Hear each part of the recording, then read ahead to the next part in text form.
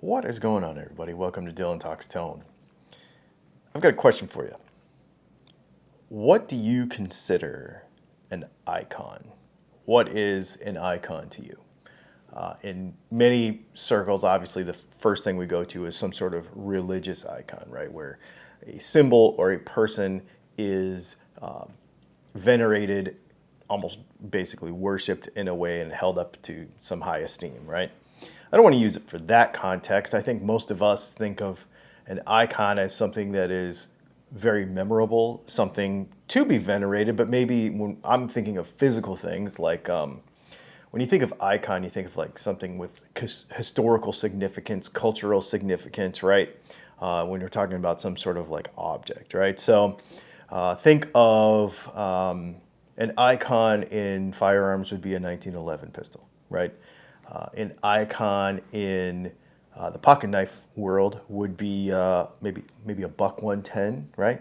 Super or maybe a USMC fighting knife, right? Like very iconic. Like when you see that shape, even folks that are not familiar with pocket knives or firearms, they know what a 1911 looks like. They know what a buck knife looks like, right? That sort of thing. So then we switch over to guitar stuff, which what we talk about on this channel mostly, is think of shapes like the Les Paul, right? History making, absolutely an icon. Everybody knows what it is. Even folks that aren't really familiar with guitar stuff think of the Les Paul. They most of the time they know what that is. A Fender Stratocaster, they know or have seen it.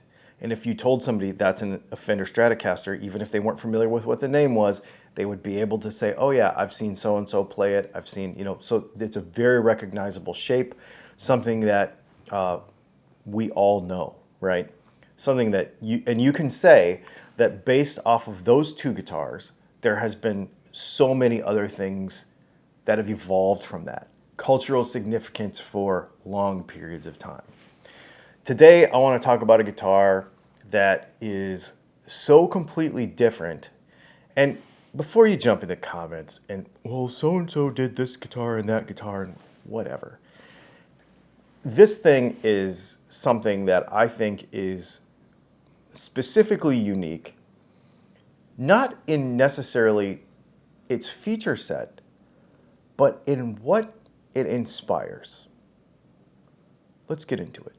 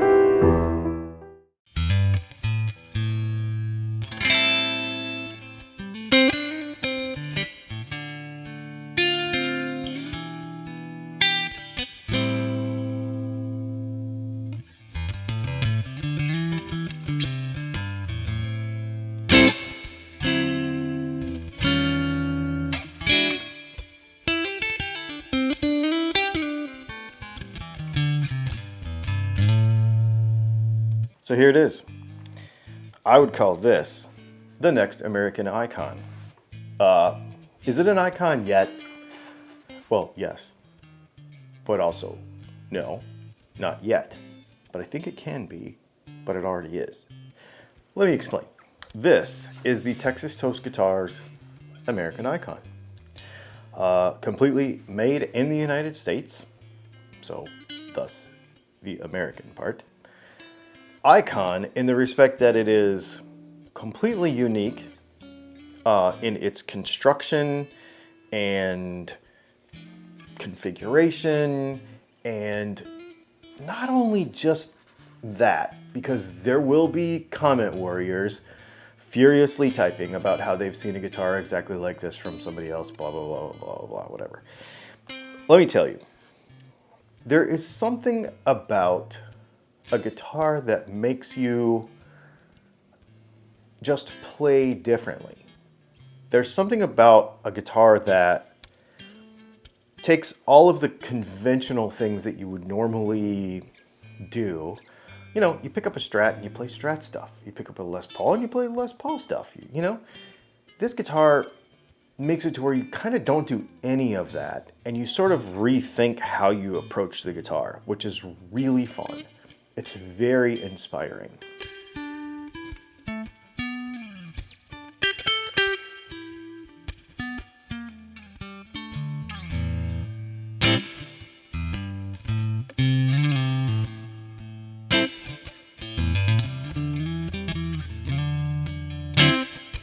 And for those of you that are already in the comments saying, I could never because X, Y, or Z before you learn anything about this thing, that is exactly the point. The point is you have not played this. The point is you wouldn't normally play this. The point is you look at this guitar and you think, this makes no sense to me, that's dumb, whatever your thought process is, that is exactly the point. The point is that this instrument makes you approach the guitar differently.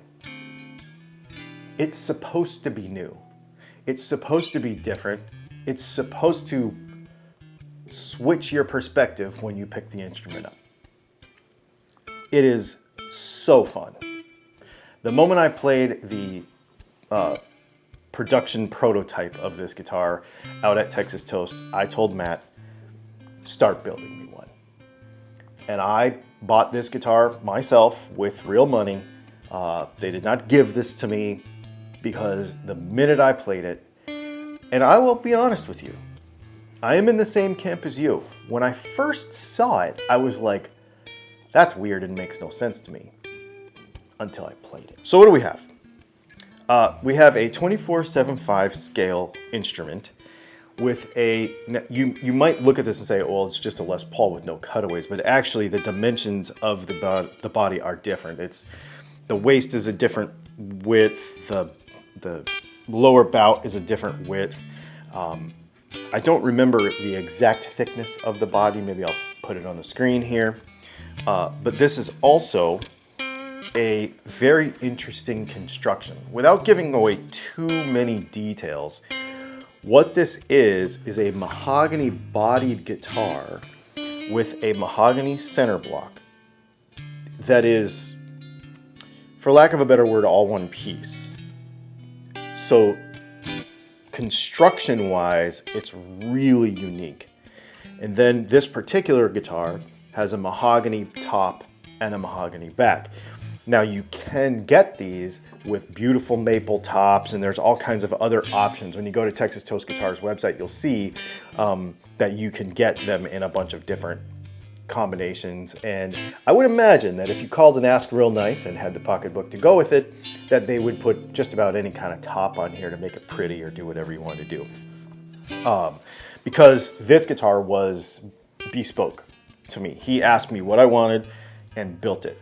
I do know for sure that this is the very first American Icon by Texas Toast that has a Bigsby on it. I would assume that you can get them now, but I was the first person to ask for it. This color is called Intergalactic, which is a black metallic. When you look at it in direct light and reflective, it's real hard to photograph, but you can see some pearl in there, so a little bit of metallic in there, but it really looks kind of like leather. You know, it's just a neat color.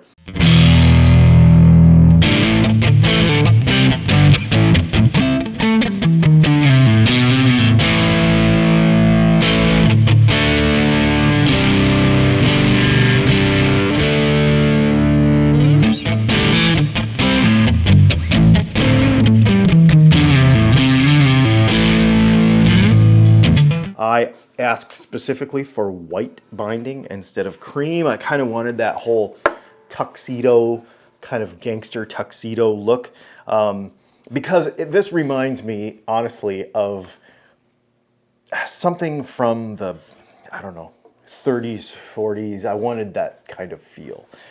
We've got a black Kingwood fretboard. We've got cryogenically treated frets. it's double bound, obviously, on both sides, and the neck is bound, and the binding and the craftsmanship that go into that are second to none, absolutely incredible. The peg head this is not an overlay. This is actually a painted peg head that looks like it's been overlaid. It's so cool. We've got hip shot tuners. We've got a tune-o-matic bridge. We've got really, really nice, I love this. I believe they call this their 73 finish.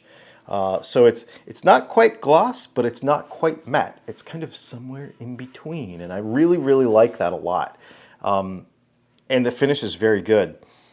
Hollow body guitar with rear access, which makes it less of an annoying thing to work on if you ever have to.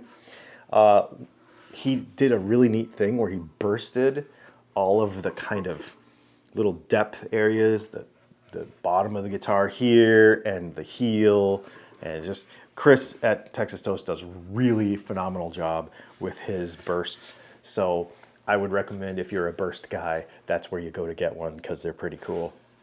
In this particular guitar, I believe the default is being routed for a humbucker in the neck position. And as you can see, there is no bridge pickup. That's what makes one of these things super unique and super fun. Now, I've always told everybody, all the time, everywhere I go, that I believe every guitar player should have at least one guitar with only one pickup in it. Now I'm going to revise that and say I think you need to have two. Because I think you need to have one with one bridge pickup, and now I think you need to have one of these.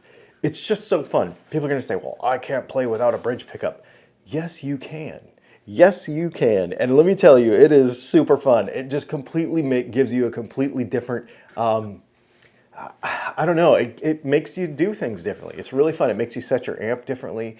It makes you play around with different gains differently. It just does a lot of things. It's just really, really fun.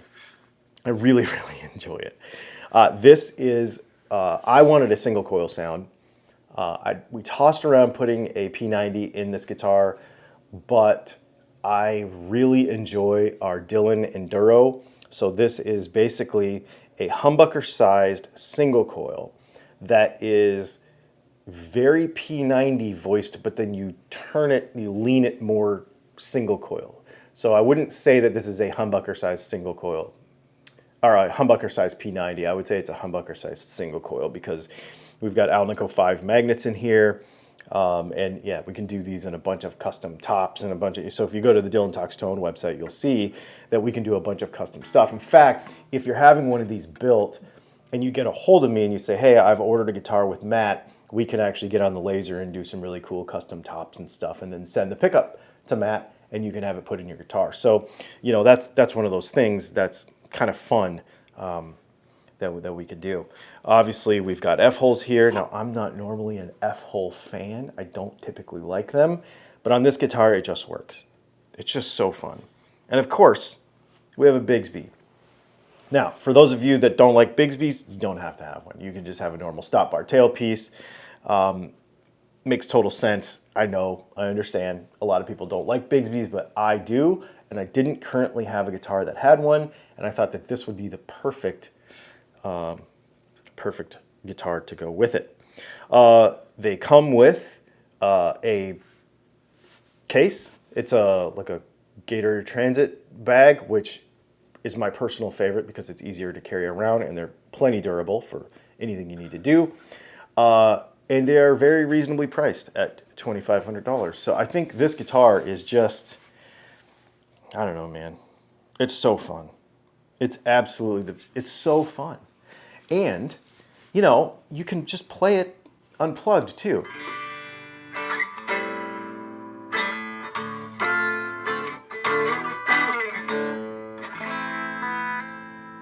So, because it's a hollow body, because it's a real hollow body, because, just the way it's built is so unique, it's like not as loud as an acoustic guitar to be annoying to your family at night while you're watching TV or whatever, but it's louder than a normal solid body guitar. I don't know. It's just so multi-dimensional for having one pickup. It's so fun. The pots that are in it give you the volume and the tone here, with CTS pots. I believe that's what they are. And it just really gives you a more unique and more versatile package than you would think. I'm telling you, this is something you have to try. It's one of those things where, like it's like food. When somebody's like, "Hey, you should try this," and you're like, "I could never eat that." But until you try it, how do you know? That's what I'm saying. Until you try it, how do you know? Just like any other icon, things might take time to mature. But I think this guitar has a uniqueness, has a character, and most importantly, changes my approach personally to how I play the instrument enough to make me say, first of all, I have to have one, and so now I do. Second of all, I have to tell you about it because I think it's super cool. And I think this is one of those staple guitars that I think everybody should have. Are they going to play it every day of the week for every gig? No, I don't think so. But for those of you that have a few guitars and who are looking for something that is a little unique for a very reasonable price, custom made in the United States, by a person that you can call or email and say, these are the features that I would love to have on my personal American icon, I don't know how you could lose. I just don't know how you could lose with this thing. It's so fun. It's just a fun guitar. I'll leave a link to it in the description. I don't get like an affiliate commission off of these or anything. What I will tell you is on a lot of Texas Toast guitars, we do supply the pickups for them. So I guess you could say in a weird extended way, it does benefit me when you buy one of these guitars. So I appreciate you if you do. But like I said, I paid full price for it and, blah, blah, blah, blah. So I appreciate Matt and Chris for coming up with this combination, building it to my spec, and this is something that you could do as well. Stay tuned. We're going to do a cool video on how to set up a Bigsby because, Bigsbys are cool, but you got to figure out how to keep them in tune properly, which this does, but I still will make the video because, that's how it is. And yeah, I think it's really neat. Thanks for hanging out, and we'll see you in the next video. Oh yeah, like and subscribe and hit the bell and all that stuff. We are literally a few hundred people away from 100,000 subscribers. So I want to say also at the end of this video, thank you to everybody who's been a part of what we do for so long. And yeah, I appreciate you all. Go play your guitar. And most importantly, go get one of these on order. We'll see you in the next video.